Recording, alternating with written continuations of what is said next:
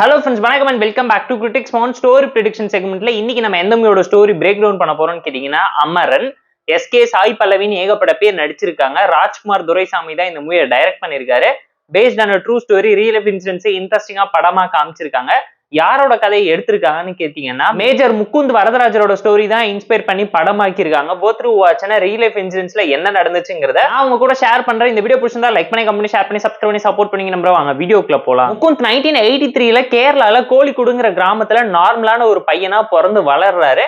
அப்பாவுக்கு டிரான்ஸ்பர் கிடைச்சு எல்லாருமே குடும்பத்தோட சென்னைக்கு மாறி வராங்க. நம்ம கதையோட ஹீரோவன முகுந்த் பாத்தீங்கன்னா ஸ்கூலிங் காலேஜஸ் எல்லாமே சென்னையிலேயே பண்றாரு. ஜேர்னலிசம் படிக்கும் போதே ஹீரோயினை பார்த்து பேசி லவ் ட்ராக் பேரலா ஓடிக்கிட்டு இருக்கு. அட் தி சேம் டைம் இந்த பக்கம் என்ன நடக்குதுன்னு கேட்டீங்கன்னா நம்ம கதையோட ஹீரோ காலேஜ் ஸ்டடீஸ் முடிச்சதுக்கு அப்புறம் ஒரு சோல்ஜர் ஆகணும்னு மிகப்பெரிய ஆசையோட இருக்காரு. அதுக்கு முக்கியமான காரணம் என்னன்னு கேட்டீங்கன்னா தான் அப்பாவால சோல்ஜர் ஆக முடியாம போன ஒரே காரணத்தினால தான் சோல்ஜர் ஆகணும்னு சொல்லி பயங்கர ஆம்பிஷியஸா இருக்காரு. அது மட்டும் இல்லாம ஆர்மி ட்ரைனிங் அகாடமில உடனேவும் ஜாயின் பண்ணிடுறாரு. அட் தி சேம் டைம் அவரோட ஃபேமிலியை சேர்ந்த எல்லாருமே தாத்தா, சித்தப்பா, பெரியப்பா, அங்கிள்னு சொல்லி ஆர்மி பேக்ராப்ல இருந்து நாட்டுக்காக சேவ் பண்ணிருக்காங்கிறத லட்சியமாவும் கோலாவும் எடுத்துக்கிட்டு வாழ்க்கையில முன்னேறணும்னு நினைச்சு ஒரு ஸ்டேஜ்ல சோல்ஜராவும் ஆயிடுறாரு. அட் தி சேம் டைம் 2008ல யுனைடெட் நேஷன்ஸ்ல இருக்கக்கூடிய ஒரு மிஷனை சக்சஸ்ஃபுல்லா கம்ப்ளீட் பண்ணி கேப்டனாவும் ப்ரொமோஷன் கிடைக்குது. 2009ல அவர் லவ் பண்ண இந்துங்கிற பொண்ணையே கல்யாணமும் பண்ணிக்கிறாரு.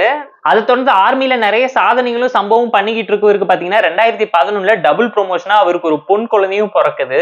அதுக்கப்புறம் 2012ல மேஜராவும் ப்ரொமோட் ஆகுறாரு. அட் தி சேம் டைம் அவரை பாத்தீங்கன்னா காஷ்மீர்ல இருக்கக்கூடிய 44RRங்கிற கேம்புக்கு மேஜரா அப்பாயிண்ட் பண்ணிருக்காங்க. அவருக்கு கீழே இருக்கக்கூடிய சோல்ஜர்ஸை வச்சு காஷ்மீரை ஒட்டி இருக்கக்கூடிய ஒரு வில்லேஜை காப்பாற்றணும்னு போராடுறாங்க. அதுக்கு முக்கியமான காரணம் என்னன்னு கேட்டீங்கன்னா பாகிஸ்தான் காஷ்மீரை பாகிஸ்தானோட இணைக்கணும்னு சொல்லி முயற்சி பண்ணி டெரரிசம் உள்ள பூந்து திணிச்சுக்கிட்டு இருக்கு. அந்த மாதிரி டைம்ல பாத்தீங்கன்னா பாகிஸ்தான்ல ஒரு கிராமத்துல ஒரு ஆப்பிள் தோட்டத்துக்குள்ள ஒரு தீவிரவாதி வந்து இந்தியா இன்டெலிஜென்ஸ் ஆபீசரை கொலை பண்ண ட்ரை பண்ற அந்த மாதிரி டைம்ல ஊருக்குள்ள நிறைய கலவரங்கள் வெடிக்குது, பாம்பு பிளாஸ்ட் நடக்குது. டெரரிஸ்டோட அட்டுழியத்தை ஒழிச்சு கட்டும்னு சொல்லி ஹீரோ அண்ட் அவரோட டீம் ஒன்னா சேர்ந்து களத்துல இறங்குறாங்க.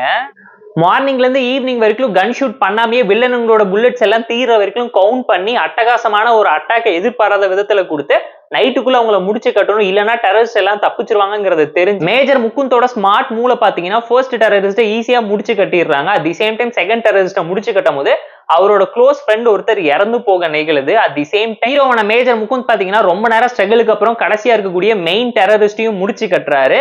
அதை தொடர்ந்து இந்த மிஷனை சக்சஸ்ஃபுல்லா முடிச்சிட்டோங்கிறத தெரிவிக்கிறதுக்கு அவர் கேம்ப்ல இருக்கக்கூடிய சோல்ஜர்ஸ் கிட்ட பேசும்போது மயக்கம் போட்டு விழுறாரு.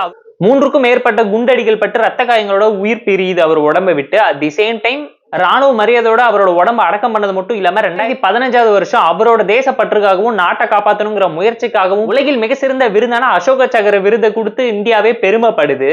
இதை கமர்ஷியலாவும் எமோஷனலாவும் மிக்ஸ் பண்ணி எஸ்கே வச்சு எடுக்கணும்னு நினைச்சதே ஒரு நல்ல அட்டம் தான் சொல்லுவேன்.